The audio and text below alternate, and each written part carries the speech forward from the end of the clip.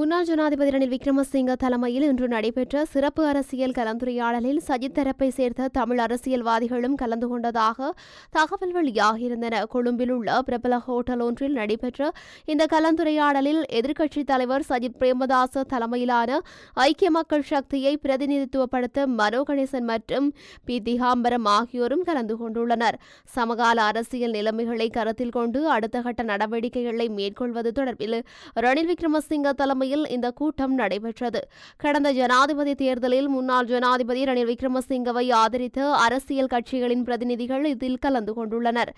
மேலும் முன்னாள் சபாநாயகர் மஹிந்த யாப்ப அபயவர்த்தன உதயகமான்பில அனுர பிரியதர்ஷன யாப்ப தொமிந்த திசாநாயக்க காஞ்சன விஜயசேகர சாகல ரட்நாயக்க மற்றும் வஜ்ர அபயவர்த்தன ஆகியோரும் பங்கேற்றுள்ளனர். தேசிய மக்கள் சக்தி அறுதி பெரும்பான்மையுடன் பலமாக நிலையில் ஆட்சியில் உள்ளது. இந்த நிலையில் ரணில் சஜித் தரப்பு ஒன்றிணைந்து புதிய கூட்டணியை உருவாக்க வேண்டும் என்ற கோரிக்கை வலுப்பெற்று வருகின்றது.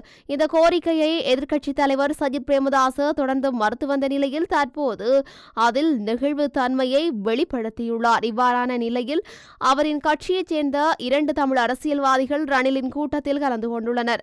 கடந்த பொது தேர்தலில் ஐக்கிய மக்கள் சக்தி சார்பில் போட்டியிட்ட மனோ கணேசன் தோல்வியடைந்த நிலையில் தேசிய பட்டியலூடாக நாடாளுமன்றத்திற்கு தெரிவாகியுள்ளமை குறிப்பிடத்தக்கது.